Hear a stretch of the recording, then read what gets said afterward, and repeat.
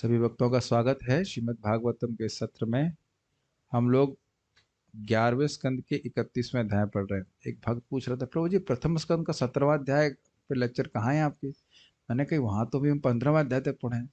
प्रभु जी आप तो 11वां स्कंद पढ़ा रहे हैं। हमने कहा नहीं। तो हमने कहा ऐसा नहीं है कि 11वां स्कंद पढ़ा लिए, तो सारा पढ़ा चुका हूँ पहले। अभी खाली ओवरव्यू तरह से हम पढ़ रहे हैं ताकि थोड़ा समझ सकें भगवान के तिरुभाव के बारे में।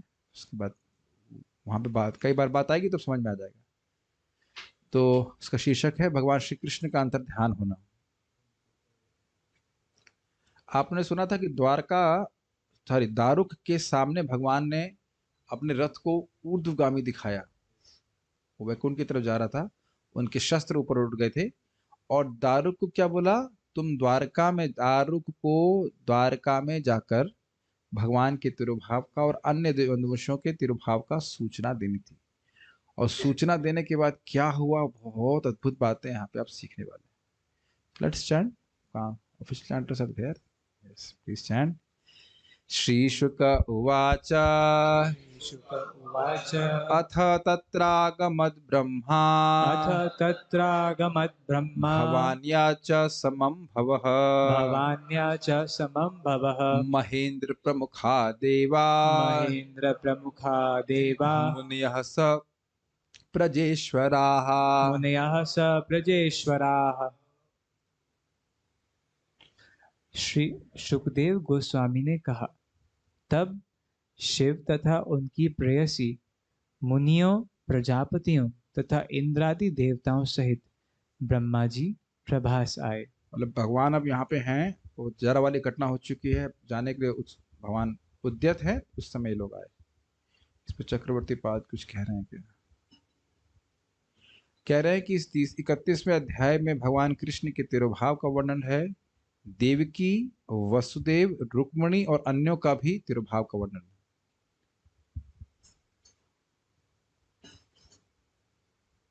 तो यहाँ पे वो कोट कर रहे हैं श्रीध स्वामी जी को। कहते हैं श्रीध स्वामी वर्णन करते हैं कि देवताओं को पहले भगवान ने व्यवस्था करी कि देवता लोग यदुवंश में जन्म लें। उसके बाद फिर उन्होंने अपनी स्थिति में उनको पहुंचवा दिया भगवान कृष्ण ने। और फिर अपनी इच्छा से वे अपने आध्यात्मिक जगत में चले गए, अपने आध्यात्मिक शरीर में। ये एक सार है इस अध्याय का। अगला श्लोक देखते हैं।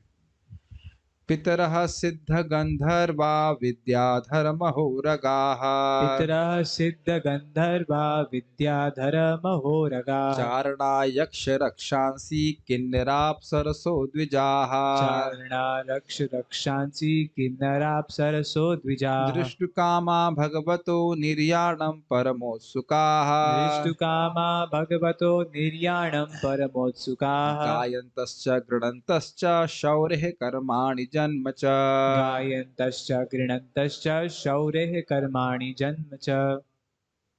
Yes please. भगवान का प्रस्थान देखने के लिए चारणों, यक्षों, राक्षसों, किन्नरों, अप्सराओं तथा गरुड़ के संबंधियों समेत पितृगण, सिद्ध गंधर्व, विद्याधर तथा बड़े बड़े सर्प भी आए। आते समय वे सभी व्यक्ति भगवान शौरी कृष्ण के जन्म तथा कार्यों का विविध प्रकार से गायन और महिमा वर्णन कर रहे थे। कुछ नहीं कर रही। नेक्स्ट। ववृषुः पुष्पवर्षाणि बभृशुः पुष्पवर्षाणि विमानावल्लिभिर्नभः विमानावलिभिर्नभः कुर्वन्तः संकुलं राजन् कुर्वन्तः संकलं राजन् भक्त्या परमया युताः। भक्त्या परमया युताः। हे राजा, उन्होंने आकाश में अपने अनेक विमानों की भीड़ लगाकर अत्यंत भक्ति के साथ फूलों की वर्षा की।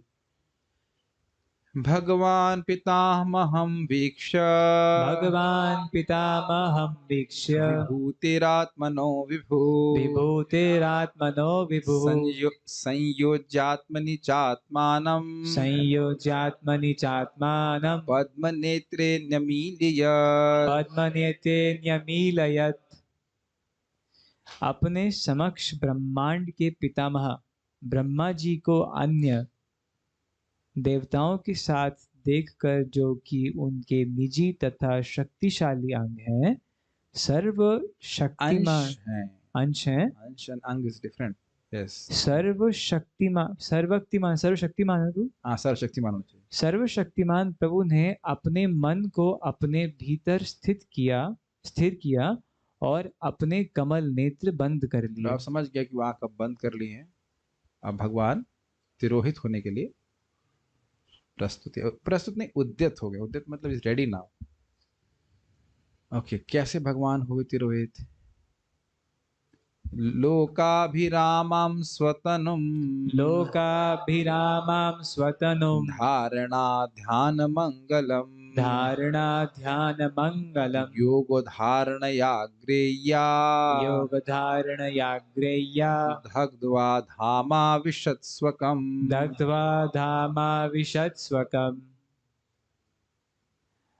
यस। अपने दिव्य शरीर को जलाने के लिए योगिक आग्नेय ध्यान का उपयोग किए बिना भगवान कृष्ण अपने धाम में प्रविष्ट हो गए। उनका दिव्य शरीर सारे जगतों का सर्व आकर्षक आश्रय है और समस्त धारणा तथा ध्यान का लक्ष्य है। इस पे चक्रवर्ती पाद कुछ कहे हैं और उसको हम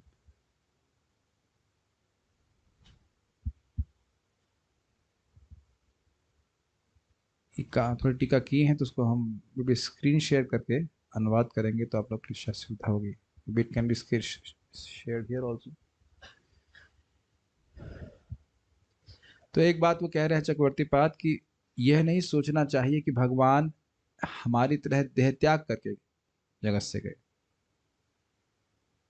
श्रीधर स्वामी को कोट करते हुए कहते हैं कि भगवान ने अन्य योगियों के द्वारा जो तरीका था शरीर छोड़ने का, वह नहीं स्वीकार किया। जैसे अगर आपको याद हो, प्रथम स्कंद में आपने पढ़ा था, क्या नाम उनका, धृतराष्ट्र जी ने अपने से ही अग्नि प्रकट करी, अपने शरीर को उसमें जला दिया और फिर वह मुक्त हो गए। और यहाँ पे भगवान ने योगिक अग्नि के द्वारा अपने शरीर को नहीं जलाया, क्योंकि उनका शरीर दिव्य है। तो यहाँ पे कह रहे हैं कि उनने अपने शरीर को ध्यान के द्वारा नहीं जलाया, क्योंकि उनका शरीर सभी के लिए आकर्षण का विषय था और सभी के ध्यान और धारणा का विषय था। जैसे बोला गया, ध्यान धारणा मंगलम। उसके बाद अन्य लोगों की ऐसी व्याख्या है कि वह भगवान का शरीर सोने के समान था। तो सोने को जब अग्नि से निकाला जाता है तो बिना जले ही, जैसे सोने को अग्नि में रखते हैं तो अग्नि से वो जलता नहीं है, तब जरूर जाता है। तो कह रहे भगवान उसी प्रकार से सशरीर या अपने दिव्य वपु के साथ ही भगवान के पास चले गए। क्या हो गया? हाँ, मुझे भी उलझन लग रही है, कोई चला क्यों नहीं रहा उसको। मुझे एक बात समझ में नहीं आती, आप लोग इतनी भी टेक्नोलॉजी नहीं जानते कि एसी कैसे चलाते हैं, and nobody knows that. Is it kind of depressing, is it not? आप लोग इतने सारे लोग जानकार हैं, सब ऐसे भोंदू के, अब क्या बोलूं, भागवत में से बोलना नहीं चाहिए, लेकिन क्या इतना भी नहीं पता कि टेम्परेचर कितना रखना चाहिए? उलझन लग रही है सबको, सब लोग डर के मारे चुपचाप बैठे हुए हैं। इतना भी नहीं पता है, किसी को नहीं पता है कि एसी कैसे चलाते हैं। टर्बो बटन दबा ये मतलब इतने इतने तो है ना बुद्धिमान सब लोग। उससे क्लास में डिस्टर्बेंस ही होता है। कर लिया करिए, कुछ ही समझ नहीं चाहिए।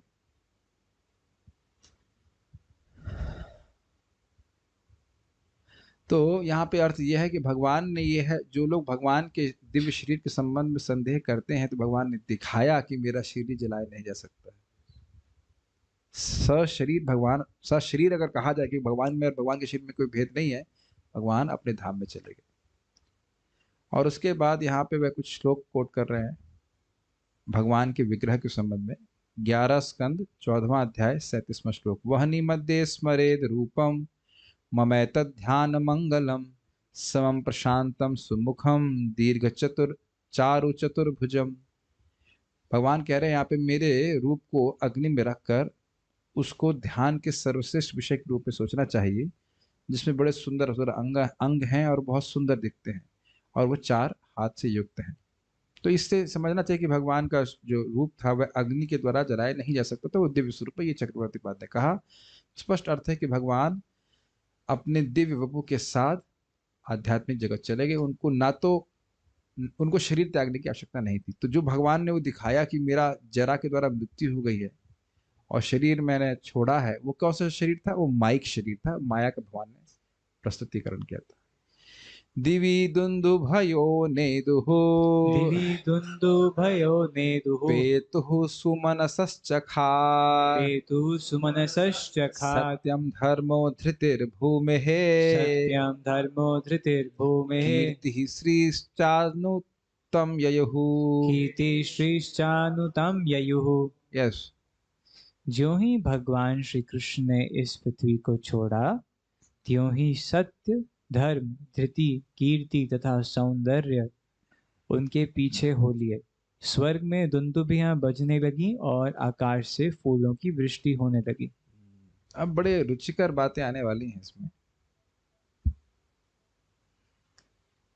ठीक है, भगवान के साथ ही सब सद्गुण चले गए। देवादयो ब्रह्म मुख्या देवादयो ब्रह्म मुख्या न विशन्तं स्वधामनि न विशन्तं स्वधामनि अविज्ञात गतिं कृष्णम् अविज्ञात गतिं कृष्णं ददृशुश्चाति विस्मिता। ददृशुश्चाति विस्मिताः। Yes please. ब्रह्मा इत्यादि देवता तथा उच्चतर प्राणी भगवान कृष्ण को उनके धाम में प्रवेश करते हुए नहीं देख सके, क्योंकि भगवान ने अपनी गतिविधियों को प्रकट नहीं होने दिया। किंतु कुछ एक ने उनको देख लिया और वे अत्यधिक चकित थे। यस, कोई कोई महान व्यक्ति जैसे ब्रह्मा जी या शिव जी ही को इस प्रकार से देख पा रहे थे। उसका उदाहरण दे रहे हैं। सौदामन्या यथा आकाशी, क्लाशे तो नहीं है, आकाशे होना चाहिए ना। इसमें आकाशी लिखा है शब्दार्थ के बाद सौदामन्या यथाकाशे में। सौदामन्या यथाकाशे यान्त्या यान्त्या हित्वा भ्रमण्डलम् यान्त्या हित्वा भ्रमण्डलम् गतिर्ना लक्ष्यते मर्त्यै गतिर्न लक्ष्यते मर्त्यैः तथा कृष्णस्य दैवतैः। तथा कृष्णस्य दैवतैः। जिस तरह सामान्य लोग बादलों को त्यागती बिजली के मार्ग को निश्चित नहीं कर सकते, उसी तरह देवतागण अपने धाम लौटते हुए भगवान कृष्ण की गतिविधियों का पता नहीं लगा ये पाए। दृष्टांत बहुत सुंदर है। देखिए, कहीं बिजली कड़कड़ा रही है तो उसको देख करके आप ये अनुमान नहीं लगा सकते कि अब आकाश के किस स्थान पे बिजली कड़कड़ाएगी। ये देखा है कि नहीं आपने? जैसे मर्त लोग, मनुष्य लोग कभी नहीं समझ पाएंगे कि यहाँ बिजली आज चमक रही है तो अगले क्षण कहाँ पे पहुंचेगी। Is it clear? तो उसी प्रकार से देवता लोग नहीं समझ पाए कि भगवान अभी यहाँ दिख रहे तो अब कहाँ चले गए नेक्स्ट। इसलिए ये दृष्टांत दे रहे। चक्रवर्ती पाद जी कुछ कहते हैं इस पे क्या? एक बात तो वो ये कहते हैं कि जब भगवान अप्रकट हुए तो जिनके पास ज्ञान था उनको भी आश्चर्यचकित हुआ कि वो गए कहाँ। और वो कहते, यहाँ भी कह रहे हैं, ब्रह्मा और अन्य देवता भी भगवान कृष्ण को उनके धाम जाते हुए देख नहीं पाए थे। कैसे भगवान जा रहे हैं? कुछ लोग देख पा रहे थे और वो देख करके बड़े आश्चर्यचकित हुए कि भगवान अपने धाम वापस कैसे गए, कौन है इनके बारे में। तो और वो आश्चर्यचकित कैसे हो रहे हैं, भ्रमित कैसे हो, उसका उदाहरण आपने यहाँ पे देख लिया। नेक्स्ट। ब्रह्मरुद्रादयस्ते तु ब्रह्मरुद्रादयस्ते तु दृष्ट्वा योगगतिं हरेः दृष्ट्वा योगगतिं हरेः विस्मितास्तां प्रशंसन्तः विस्मितास्तां प्रशंसन्तः स्वं स्वं लोकं ययुस्तदा। स्वं स्वं लोकं ययुस्तदा।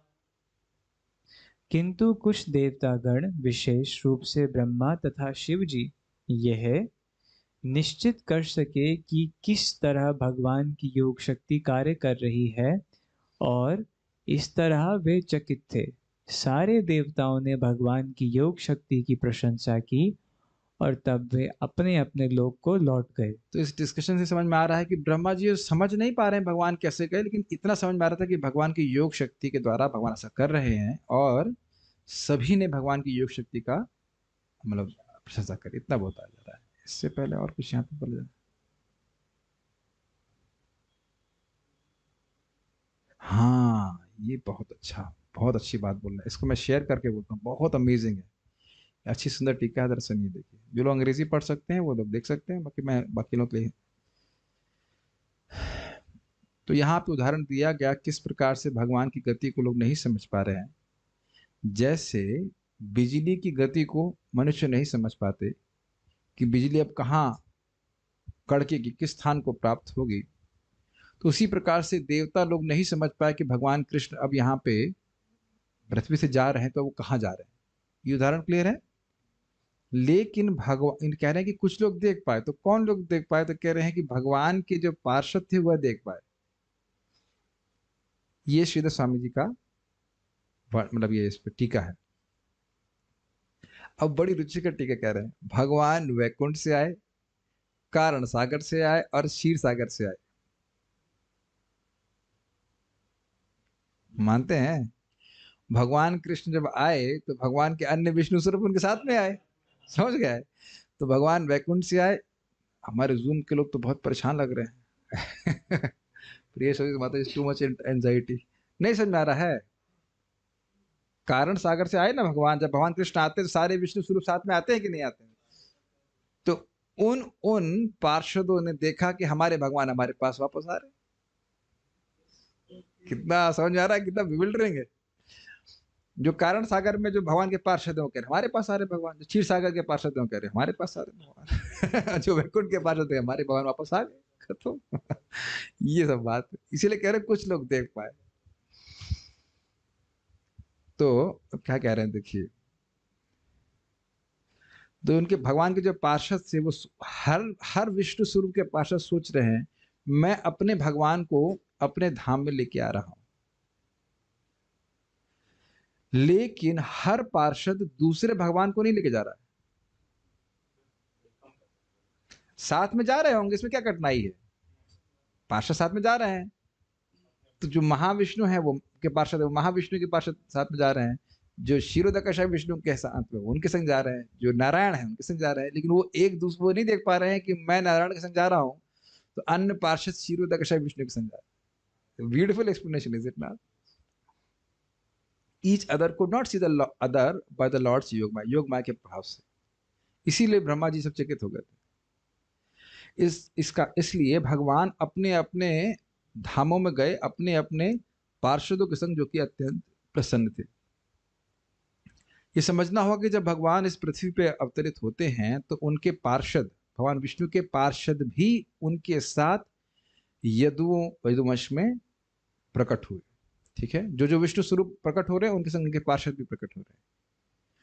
और उसके बाद जब भगवान कृष्ण इस जगत से गए तो उन उन विष्णु स्वरूपों के साथ वह पार्षद भी उन्होंने स्थानों में वापस चले गए। अब ये तो हम लोग कल्पना भी करके नहीं सोच सकते हैं, लेकिन आचार्य गणों को भगवान इस सब प्रकट कराते हैं तो वो समझ पाते हैं इस बात को। देवताओं को क्या आश्चर्य हो रहा था? देवता सोच रहे थे कि हम लोग सोच रहे थे कि हम लोग योग के ईश्वर हैं, लेकिन हमको समझ में नहीं आ रहा है कि यहाँ पे क्या हो रहा है। और वह कृष्ण का गुणगान करने लगे। ऐसा कार्य और कौन कर सकता है? हम लोग सर्वज्ञ हैं, देवता लोग सोच रहे हैं हम लोग सर्वज्ञ हैं, लेकिन हम समझ नहीं पा रहे हैं इसको। यद्यपि हम लोग योग के ईश्वर हैं, लेकिन हम देख भी नहीं पा रहे हैं कि योग शक्ति के द्वारा वो कौन सी गति को कहां पे गए, हम समझ नहीं पा रहे हैं। लेकिन उनके पार्षद जो भक्त हैं वह समझ रहे हैं। मेरी जो अनुवाद कर रहे हैं हिंदी तो कुछ कुछ समझ में आ रहा होगा। और वह लोग देख पा रहे हैं कि वह भगवान अपने धाम को प्रवेश कर गए। ओके,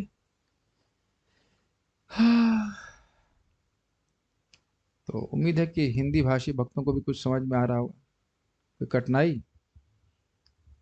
टीका में ये कहा गया कि भगवान की गति को नहीं समझ पा रहे हैं, जैसे कि मर्द लोग ये नहीं समझ पाते कि बिजली यहाँ कड़की है तो अगली वो कहाँ कड़केगी, तो देवता नहीं समझ पा रहे थे इसी प्रकार से। लेकिन जो भगवान के पार्षद अन्य विष्णु स्वरूपों के साथ यदुवंश में अवतरित हुए, तो वह अपने अपने विष्णु स्वरूप जो भगवान है इनकी वो पूजा करते हैं, उनके संग उनको लेके अपने धाम को चले गए, तो वह समझ पा रहे थे। आप लोग समझ पा रहे हैं? गुड। आप लोग तो भगवान के पार्षद हो गए लग रहा है। ठीक है। ओके। तो आप लोग समझ ही सकते हैं, जन्म कर्म च मे दिव्यम इज हाउ मच डीप।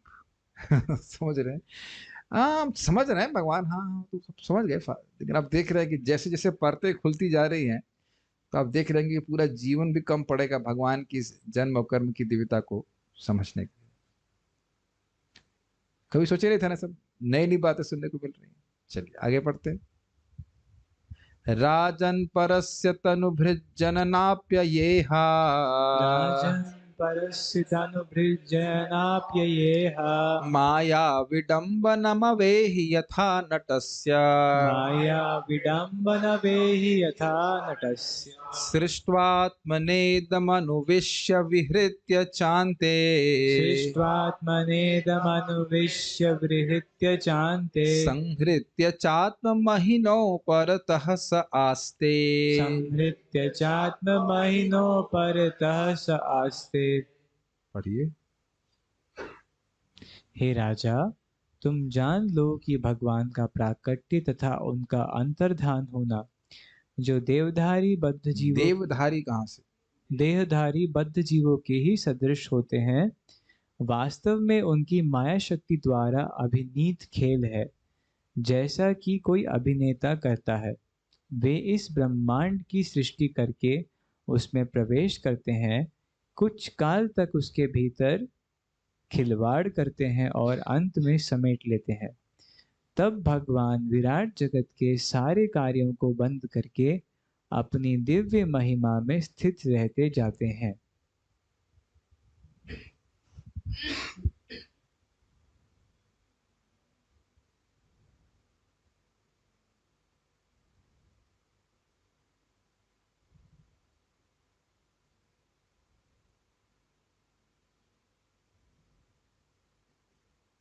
उस पे काफी टीका किए हैं। आ हा हा हा हा, वाह वाह वाह वाह, इस टीका को तो छोड़ा नहीं जा सकता है। बहुत सुंदर टीका। आप लोग सोच रहे थे कि हम छोड़ देंगे, नहीं नहीं नहीं नहीं। आप लोग सोच रहे थे कि छोड़ देंगे, but you will not give up this is. इसमें बड़ी सुंदर कहानी सुनाएंगे, आप देखिएगा। कहाँ थे? परीक्षित महाराज बहुत दुखी थे कि सामान्य लोगों ने भगवान को और उनके पार्षदों को एक समान तरीके से देखा। यदुवंश मारा गया, भगवान कृष्ण मारे गए। तो सुखदेव गोस्वामी उनको ढांढस बताते हैं कि भगवान की लीलाओं के तत्व को समझाते हुए भगवान उनको सुखदेव गोस्वामी उनको सांत्वना दे रहे हैं कि आप ऐसे घबराइए मत। कह रहे हैं कि भगवान का जन्म और उनके तिरोभाव वह जीव की तरह लगता है, बट एक जैसे रिजेम्बलेंस, वो खाली सदृश होता है, जीव के जैसा होता है। जैसा जीव जन्म ले रहा है और जैसे जिसका तिरोभाव होता है उसके जैसा, उसकी विडंबना समझते, नकल भगवान करते हैं, लेकिन वैसा भगवान का जन्म कर्म नहीं होता है। तो जिस प्रकार से भगवान वो माया के द्वारा प्रस्तुत करते हैं वो वास्तविकता नहीं है। जैसे भगवान ने भी दिखाया कि मैं मर गया, मतलब मैं उनको बाण मारा गया और वो मर गए, लेकिन वह तो माइक था, और असली घटना श्रीमद् भागवत में आप श्रवण कर रहे हैं। बड़ा सुंदर बोल रहे हैं यहाँ पे, कह रहे हैं कि जीव का जन्म और मृत्यु, जिसमें कैसा शरीर मिलता है, यही हार्ड मास का शरीर मिलता है, और जिसमें नितांत केवल दुख है। जब मैं इसको पढ़ रहा था तो मुझे लाइक बहुत हिट कर रहा था। हमारे शरीर में ऐसी कोई वस्तु नहीं है जो हमें सुख दे सके। This is very like slap on the face कहना चाहिए। हमारे शरीर में कोई ऐसी वस्तु नहीं है जो हमें सुख दे, और फिर भी हम लोग इस मतलब भावना में माया हमको रखती है कि बस तुम्हारी प्लानिंग थोड़ी सी ठीक होती तो जरूर तुमको सुख प्राप्त हो जाता। बल्कि दुख भोगते हुए भी हम व्यक्ति की आशा बनी रहती कि हम सुखी हो जाएंगे। लेकिन भगवान का जो प्राकट्य है और तिरोभाव है वह सब उनके चिन्मय स्वरूप का प्रकाशन। Think about that. सुन तो आपने लिया, लेकिन सोचिए कि ऐसा वपु जो पूर्ण आनंदमय है। हमारा शरीर इस समय पूर्ण अविद्यामय है। शरीर अविद्याजात, nothing else, is it not? और इसी को प्रमाणित करने के लिए वो कहते हैं देवक्याम देव रूपिण्याम विष्णु सर्व गुहाशय आविरासीद यथा प्राच्यम दिशेन्दुर इव पुष्कलः। भगवान जो सभी के हृदय में निवास करते हैं वह देवकी के हृदय में प्रकट हुए उस गंभीर रात्रि में, जैसे पूर्ण चंद्रमा पूर्व दिशा में प्रकट होता है। क्यों? देवकी कृष्ण की ही श्रेणी की थी, मतलब शुद्ध सत्व के स्तर पे थी। तो यहाँ पे समझाया गया, ये श्लोक क्यों कोट किया चक्रवर्ती पाद ने, कि दिखाने के लिए कि भगवान का रूप दिव्य होता है। अब देख रहे हैं ये बात बार बार हमारे दिमाग में घुसाई जा रही है, भगवान का रूप दिव्य है, भगवान का रूप दिव्य है, ताकि हम गलती ना कर सकें। स्वशांत रूपेषु उतरय स्वरूपैर अभ्याद्यमानेषु अनुकंपितात्मा परावरेषु महदंश युक्तो ह्यजोपि जातु भगवान यथाग्निः।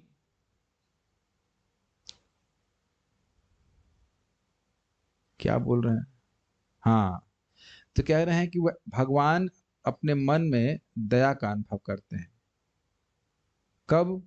जब असुर देवताओं को या उनके भक्तों को असुर लोग परेशान करते हैं। तो स्वयं भगवान कृष्ण यद्यपि अज हैं, उनका जन्म नहीं होता है भौतिक रूप से, फिर भी वे जगत में प्रकट होते हैं अपने सारे विष्णु अंशों के साथ, क्योंकि वह सभी देवताओं और सभी विष्णु स्वरूपों के भी भगवान है। ये तीसरा स्कंद भागवत दूसरा अध्याय 15 श्लोक। तो यहां से भी क्या प्रमाणित हो रहा है? भगवान का वपु पूर्ण रूप से चिन्मय दिव्य है। और उसके बाद यहाँ पे बोल रहे हैं प्रदर्शया तप्त तपसाम अवितृप्त दृशाम नृणाम आद्यांत आद्यांतरादधाद यस्तु स्वबिंबम लोक लोचनम। यह श्लोक कई बार आएगा, देख लीजिएगा इसको। तीसरा स्कंद दूसरा अध्याय 11वां श्लोक। भगवान ने अपना स्वरूप दिखाया जो सभी आंखों के आकर्षण का विषय था, और फिर उन्होंने उस रूप को तिरोहित कर लिया, अंतर्ध्यान हो गए, और जिन्होंने तपस्या नहीं करी थी उनको वह भगवान को देखने में असमर्थ हो गए थे। उसके बाद एक और ब्रह्मांड पुराण से बोल रहे हैं अनादेयम अहेयम च रूपम भगवतो हरे आविर्भावतिरोभाव अशोक्ते ग्रह मोचने। भगवान के स्वरूप में न तो कुछ जोड़ा जा सकता है न काटा जा सकता है। उनका आविर्भाव या तिरोभाव केवल इस जगत में आने और जाने के संबंध में, तो हमारी तरह वे जन्म और मृत्यु नहीं प्राप्त करते। अब इस पे संबंध में कहानी सुना रहे, तो आप लोग कहानी सुनने में तो रुचि रखेंगे। चक्रवर्ती पाद एक कहानी सुना रहे। यद्यपि भगवान कह रहे हैं, यद्यपि भगवान जीव की तरह प्रकट और अप्रकट होते हैं, लेकिन यह एक माया के द्वारा खेल जैसा प्रस्तुत किया जा रहा है। यह एक जादूगर के खेल की तरह है। और यद्यपि ये झूठा है, फिर भी एक जादूगर, यद्यपि वह झूठा होता है, फिर भी एक जादूगर अपनी या किसी अन्य की मृत्यु या जन्म को दिखा सकता है। और कैसे दिखा सकता है, इस संबंध में हम एक कथा सुन रहे हैं। एक बार एक राजा के घर पे सामने एक जादूगर आया, और उन्होंने राजा के कपड़े, उनके ज्वेल्स के आभूषण, सोने के सिक्के थे, वो सब थे जो राजा ने दिए थे, सामने रखे थे। तो जो आभूषण था राजा का, उसको उस जादूगर ने कहा, मैं इस आभूषण को ले रहा हूं, अब तुम इसको नहीं ले सकते हो। मैं तुम्हारे सोने के सिक्के को ले रहा हूं, अब तुम इसको नहीं ले सकते हो।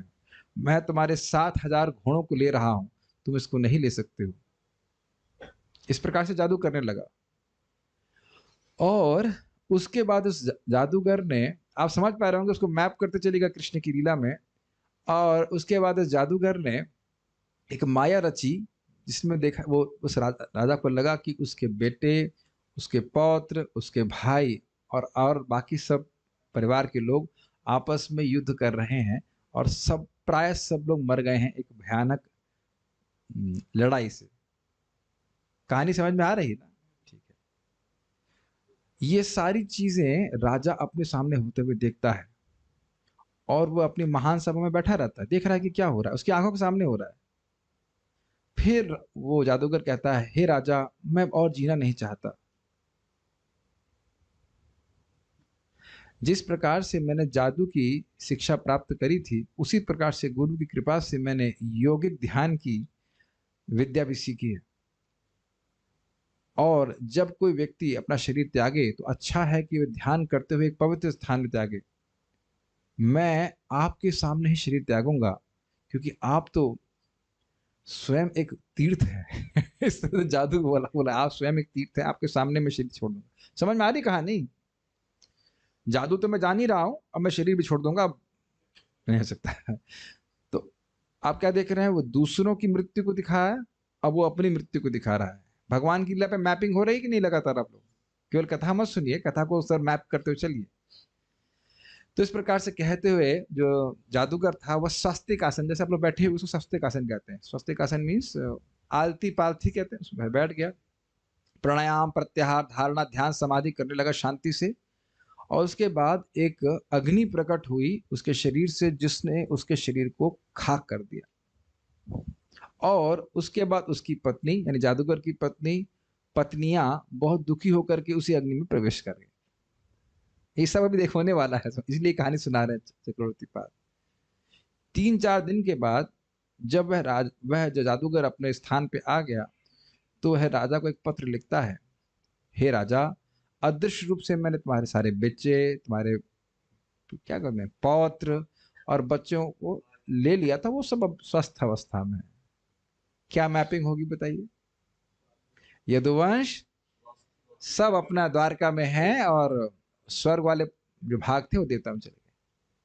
और साथ ही तुम्हारे जो आभूषण आदि थे या जो भी तुम्हारे वस्तुएं थी वो सब मेरे पास हैं, और मैं अपने घर पे आया हूं, मैं भी स्वस्थ हूँ। ठीक है, इसलिए आप जो भी मुझे पुरस्कार उचित समझे वो आप दीजिएगा। ये जादू दिखाने के लिए जो आपके सामने प्रस्तुत किया। तो इस प्रकार से एक सामान्य जादूगर भी मृत्यु का दृश्य प्रस्तुत कर सकता है, तो भगवान का कितना सामर्थ्य है उसको क्या कहना। कहानी आप लोग समझ पाए? सारा कुछ बड़ी सुंदर कहानी चक्रवर्ती पाद समझाए थे। ओके, तो ये सब भगवान की बातें समझनी होगी। भगवान के दिव्य कर्म, वो कर्म सब दिव्य हैं, और वो जो छल प्रस्तुत कर रहे हैं वो सब माया के द्वारा हो रहा है। ठीक है, आगे पढ़िए। मर्ते न यो गुरुसुतम यमलोकनीतम। मर्त्ये होल्ड ऑन, न अब ये श्लोक क्यों बोल रहा है देखिए। जो व्यक्ति अपने ही टीचर के मरे हुए बच्चे को उसी रूप में साक्षात वापस ला सकता है, तो वो कैसे, वो मृत्यु के चंगुल में कैसे? इट इज इम्पॉसिबल, है ना इम्पॉसिबल? जो व्यक्ति मर गया है उसको उसी रूप में वापस लाना, ये संभव कार्य है कि नहीं? अभी हम इसके पीछे थोड़ी सी कहानी बताएंगे तो आपको समझ में आएगा कि बात क्या है। तो जब भगवान अपने अपने टीचर के बच्चे को मृत्यु के बाद वापस ला सकते हैं, तो वो कैसे मृत्यु के चंगुल में फंसे हैं? ये बात समझाने के लिए सुखदेव गोस्वामी श्लोक बोल रहे हैं। मर्ते न यो गुरुसुतम यमलोकनीतम। मर्त्येन यो गुरुसुतं यमलोकनीतं त्वां चान्यत् शरणदः परमास्त्रदग्ध। त्वां चान्यश्चरणादमास्त्रदग्धं जिज्ञेन्तकान्तकमपि शमसावनीशः। जिज्ञेन्तकान्तमपि शमसावनीशः किं स्वावने स्वरनयन् मृगयुं किं सदेहम्। स्वावनेश्वरनयन् मृगयुं सदेहम्। आपका नाम तो भागवत में है। अनीश नहीं, हमने देखा नहीं था कि ये शब्द यहाँ पे नहीं, ये तो बताया था वो तो अनीश। वाह यार, name is in Bhagavatam. Very good, पढ़िए। भगवान कृष्ण अपने गुरु पुत्र को सशरीर यमराज के लोक से वापस ले आए, और जब तुम अश्वत्थामा के ब्रह्मास्त्र द्वारा जला दिए गए थे, तो उन्होंने परम रक्षक के रूप में तुम्हें भी बचाया।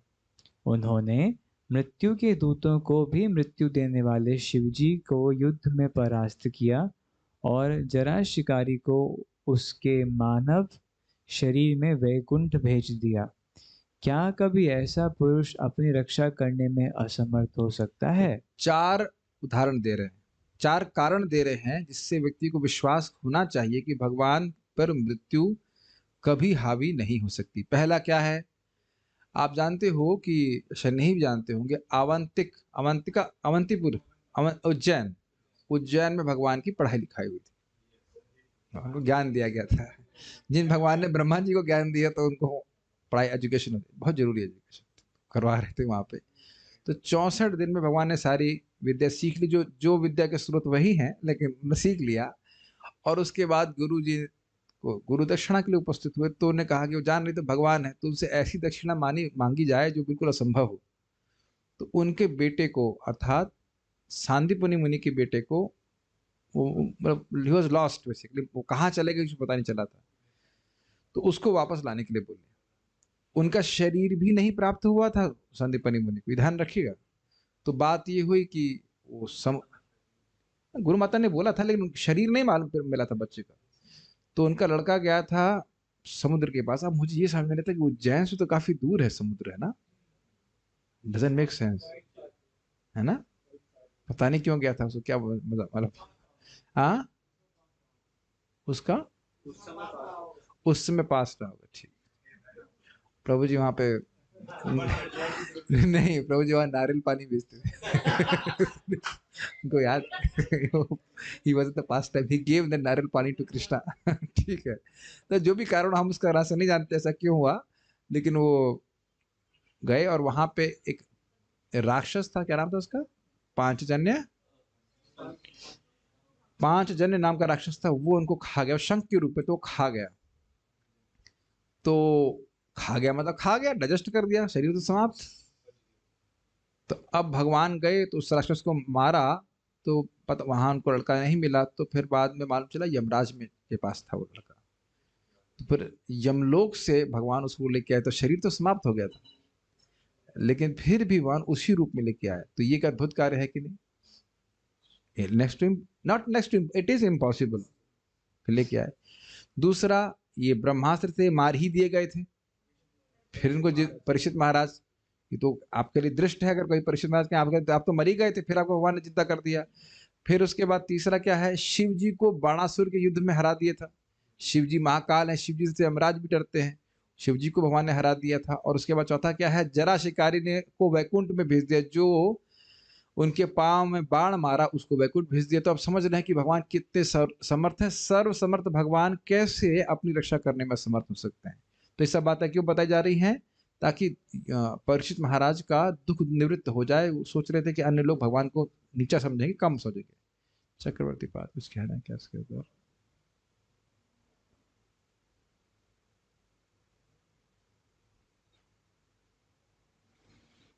पंचजन नाम का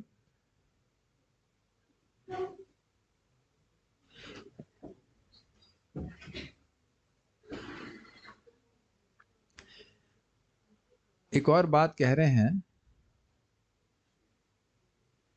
बड़ा सुंदर वो बात कह रहे हैं। एक बात ये कि जो शरीर वो लेके आए थे, वो वही शरीर था। भगवान अपने गुरु पुत्र का जो शरीर लेके आए थे, वो अलग शरीर नहीं था। ये कैसे हो सकता है? उस शरीर को तो हजम कर गया था वो डेमन।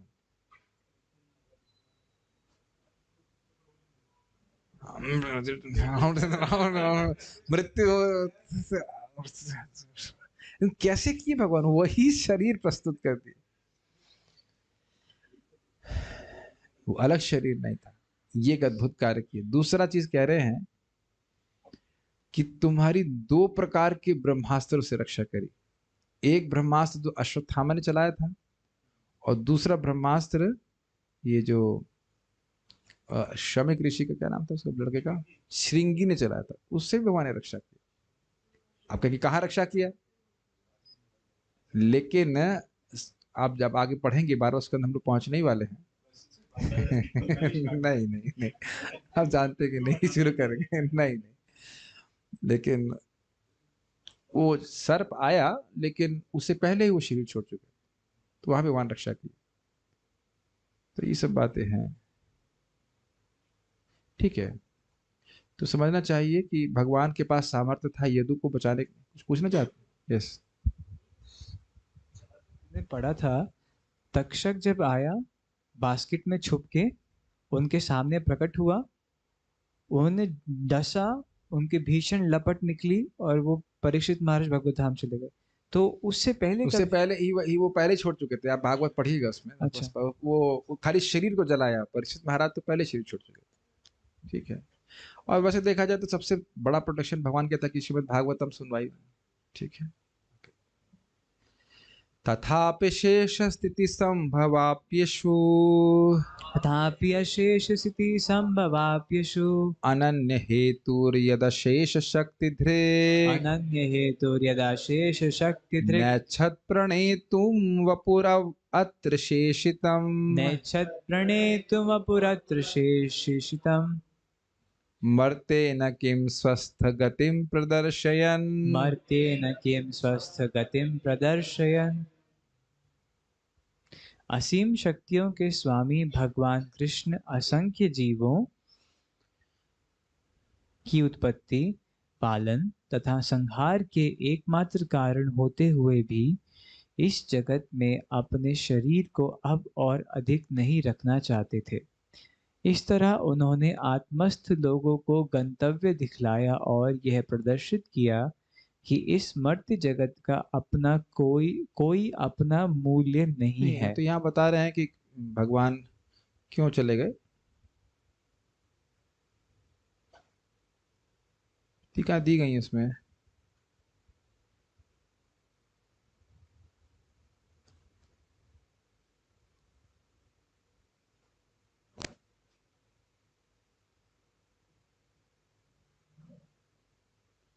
ठीक है, भगवान बस यहाँ पे दिखा रहे हैं कि भगवान इस जगत में नहीं रहना चाहते थे और अपने धाम को चले गए। बाकी हम अभी और बस अब उसके श्रुतिफल के बारे में पढ़ते हैं, इजी। य एतां प्रातरुत्थाय य एतां प्रातरुत्थाय कृष्णस्य पदवीं परां कृष्णस्य पदवीं परां प्रयतः कीर्तयेत् भक्त्या प्रयतः कीर्तयेत् भक्त्या तामेवाप्नोति अनुत्तमाम्। बस हम तामेवाप्नोत्यनुत्तमाम्। अनुवाद पढ़ते चले जाएंगे, पढ़िए। जो व्यक्ति प्रातः काल नियमित रूप से जागता है और क्रॉस करिए इसको, ये नहीं हो सकता हमसे। हाँ, ये तो बहुत मुश्किल है। प्रातः काल वो भी रोज। आज एक भक्त सुबह आए, तुमने कहा अरे वाह आप तो आ गए सुबह, कहते हैं मोर फ्रिक्वेंटली। ये नहीं बोला कि रोज, more we will come more frequently, whatever that means. मतलब 15 दिन में एक बार, तो 2 बार, 3 बार ऐसे होगा। ये कलयुग की स्थिति है। पढ़िए फिर भी। हाँ, और भगवान फिर से पढ़िए, कृष्ण हम मजाक करने लगे थे। जो व्यक्ति प्रातः काल नियमित रूप से जागता है और भगवान कृष्ण के दिव्य तिरोधान तथा उनके निजी धाम लौटने की महिमा का भक्ति पूर्वक कीर्तन करता है, वह निश्चय ही उसी परम पद को प्राप्त करेगा। उस उसी परम पद को प्राप्त कर। देखो यहाँ ये नहीं लिखा है वैकुंठ की प्राप्ति करे, लिखा है उसी परम पद की प्राप्त करेगा। तो उसी का मतलब वही भगवान का धाम। ठीक है, ठीक है, cool, you are good, go back to God. दारुको दारकामेत्य दारुको दारकामेत्य वसुदेवोग्रसेनयोः वसुदेवोग्रसेनयोः पतित्वा चरणावस्त्रैर् पतित्वा चरणावस्त्रैः न्यसिंचत् कृष्णविच्युतः। न्यषिञ्चत् कृष्णविच्युतः। अब द्वारका में दारुक जाएंगे, वो बताएंगे तो अब क्या होता है। आज हम पूरा अध्याय पढ़ के ही मानेंगे। आप लोगों को भगवान के धाम भेजना है। यस, द्वारका पहुंचते ही आपको भेजना, हमें जाना नहीं है। ठीक है। द्वारका पहुंचते ही दारुक वसुदेव तथा उग्रसेन के चरणों पर गिर पड़ा और भगवान कृष्ण की क्षति पर शोक करते हुए अपने आंसुओं से उनके चरणों को भिगो दिया। किसके चरणों को भिगो दिया? उग्रसेन। ठीक है। कथ्यामास निधनम वृष्णिनाम कृतस्नशो नृप। कथयामास निधनं वृष्णीनां कृतस्नशो नृप। तच्छ्रुत्वा द्विग्न हृदया जनः शोक विमूर्छिताः। तच्छ्रुत्वा तोद्विग्नहृदया जनाः शोकविमूर्छिताः। तत्रस्मात् त्वरिता जग्मुः कृष्ण विश्लेष विह्वलाः। ततस्मात् त्वरिता जग्मुः कृष्णविश्लेषविह्वलाः। व्यसवः शेरते यत्र ज्ञातयोग्नन्तमाननम्। यवसवः शेरते यत्र ज्ञातयोऽग्नन्तनाननम्।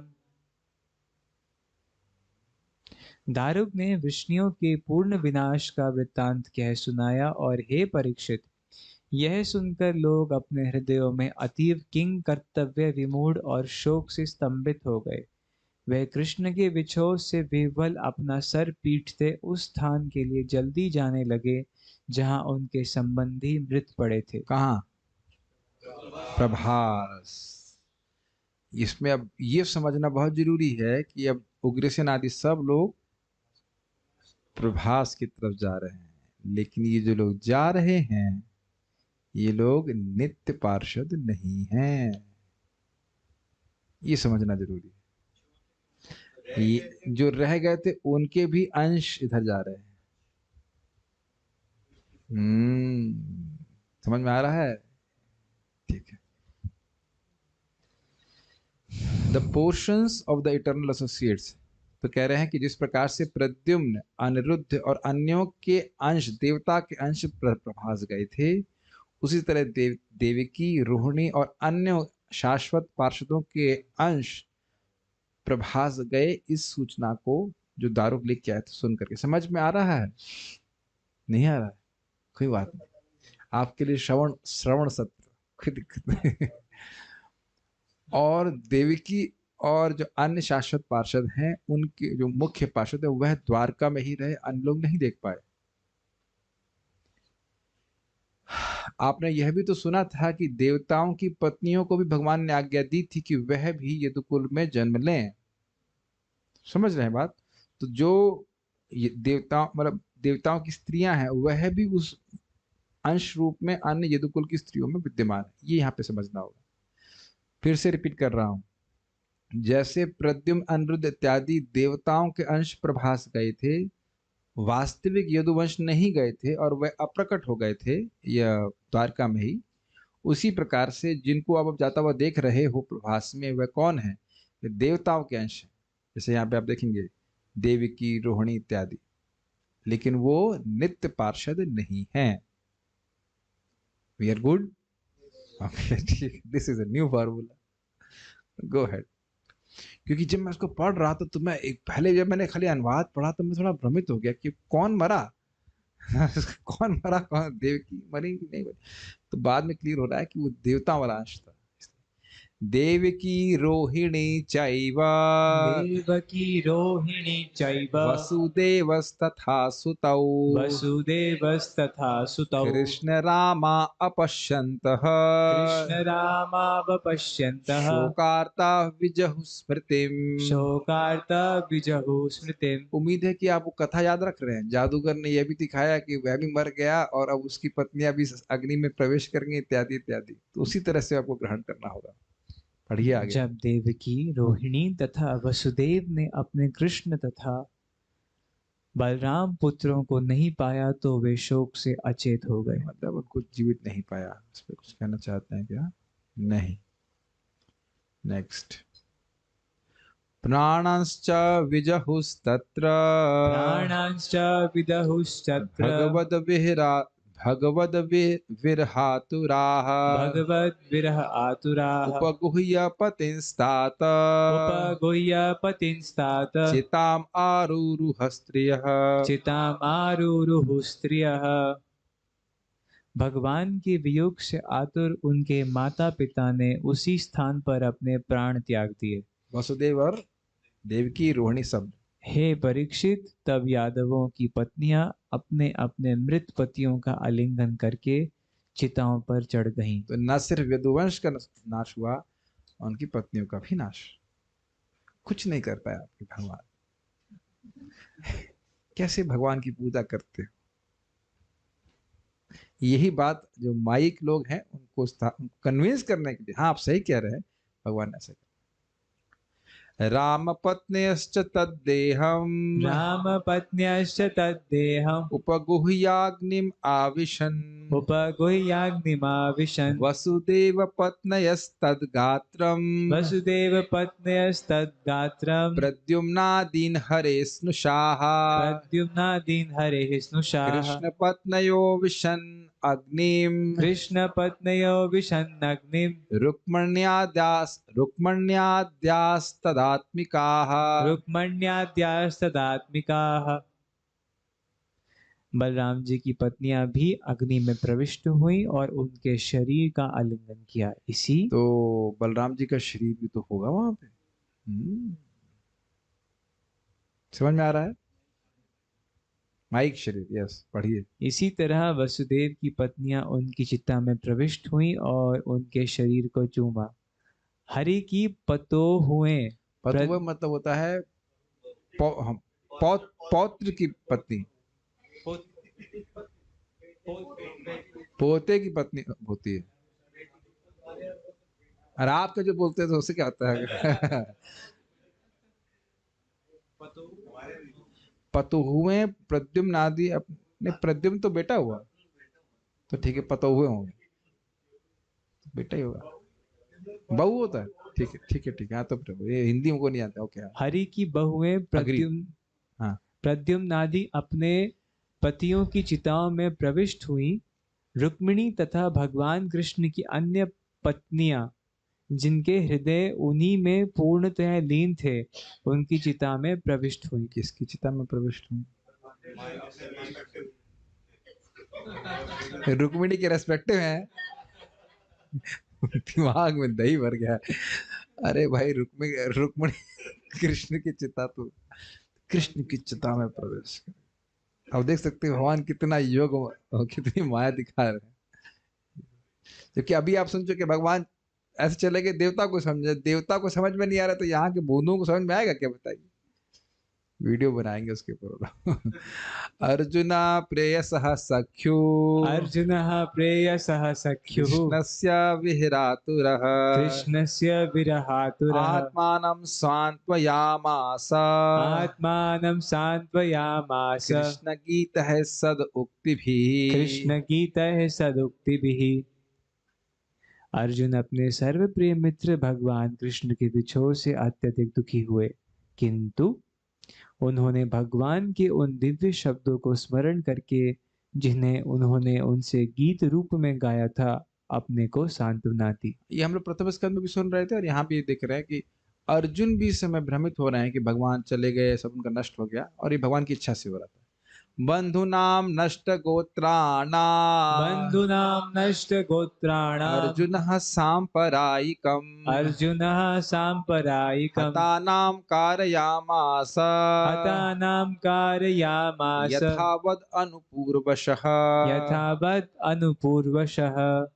यस। तत्पश्चात अर्जुन ने इस बात का ध्यान रखा कि उन मृतकों का उचित रीति से दाह कर्म किया जाए, जिनके परिवार में कोई पुरुष सदस्य नहीं बचा था। 56 करोड़। आगे पढ़िए। उन्होंने एक एक करके सारे हिंदुओं के वांछित कृत्य पूरे किए। Don't ask me how. द्वारकां हरिणा त्यक्ता द्वारकां हरिणा त्यक्ता समुद्रो प्लावयच्छणा समुद्रो प्लावयत् क्षणा वर्जयित्वा महाराजा श्रीमद्भगवदालयम्। वर्जयित्वा महाराजा श्रीमद्भगवदालयम्। 5 श्लोक और पूरा हो जाएगा। जैसे ही भगवान ने द्वारका का परित्याग किया, त्यों ही हे राजा, समुद्र ने उसे चारों ओर से घेर लिया और एकमात्र उनका महल ही अछूता रहा।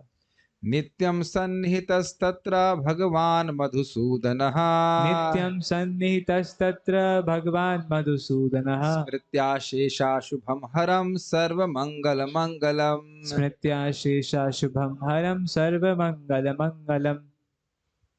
भगवान मधुसूदन शाश्वत रीति से द्वारका में उपस्थित रहते हैं। देखिए, अब तुरंत बात उन्हें समझा दी। अभी बोल रहे हैं कि समुद्र ने ढक दिया, कहते हैं नहीं द्वारका में तो नित्य भगवान रहते। यस। यह समस्त शुभ स्थानों में सर्वाधिक शुभ है और इसके स्मरण मात्र से सारे कल्मश नष्ट हो जाते हैं। द्वारका के बारे में बात कर रहे हैं।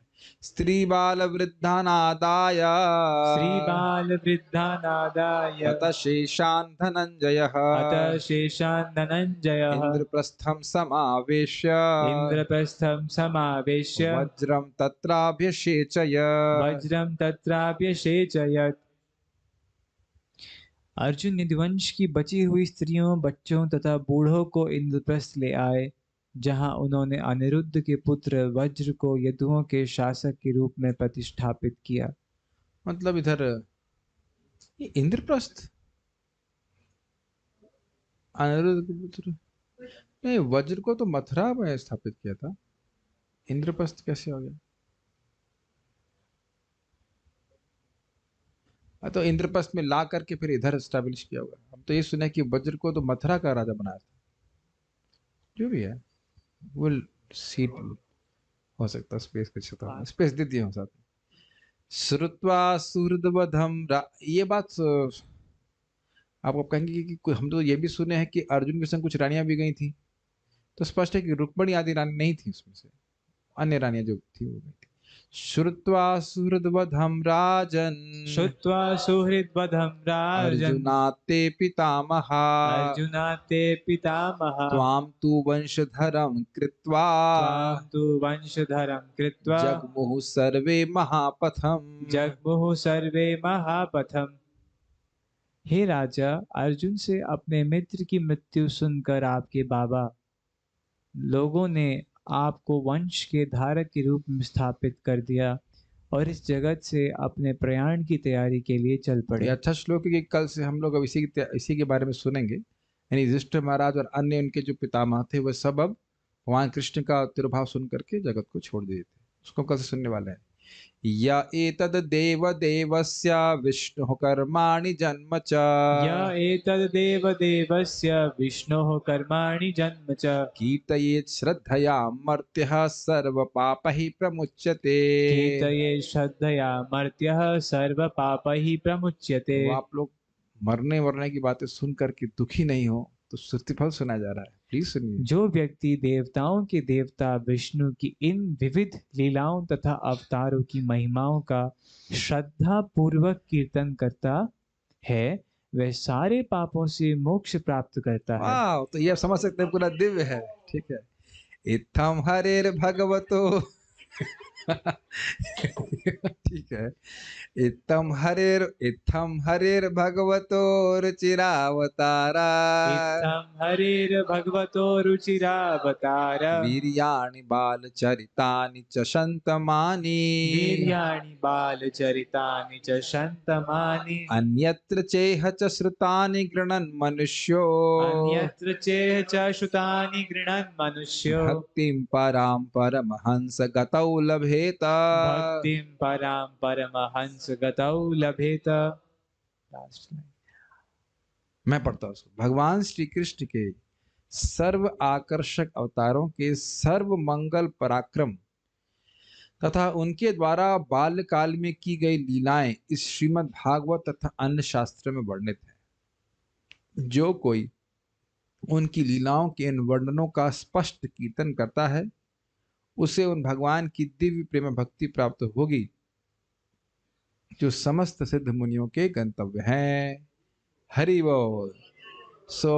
आप देख सकते हैं भगवान के संबंध में जो भी श्रवण कीर्तन है वो अत्यंत ऑस्पिशियस मंगलमय है। और मैं समझ रहा हूँ कि भगवान के तिरुभाव के संबंध में बात काफ़ी सारी क्लियर हो गई होंगी और उसको हम लोग अब प्रथम स्कंद कल से फिर से सुनते हैं कि कैसे जब युधिष्ठिर महाराज ने सुना कि भगवान का तिरुभाव हो गया है तो वह भी तैयारी में आ गए कि वह अब उनको प्रयाण करना है। तो कल से हम लोग जैसे तरीके से अनुभव वगैरह करके पढ़ते थे उससे पढ़ना शुरू करेंगे।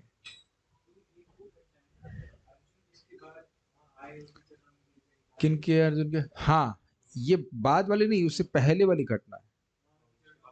यस यस, ये तो उसमें कई बार बात आ रही थी ना भगवान का तिरुभाव और ये वो हर बार चक्रवर्ती पास रेफर करते 11वें स्कंद के आखिरी अध्याय में बोला गया है, तो इसलिए हम उसको पढ़ा दिए यहाँ पे, पर ओवरव्यू के तरीके से हम बहुत डेप्थ में नहीं गए। और मतलब एक आपको मोटा मोटा अंदाजा लग गया। अब हम लोग वापस से प्रथम स्कंद को ही सुनेंगे कल से। श्रीमद् भागवतम की जय, श्रील प्रभुपाद की जय, निताई गौर प्रेमानंदे।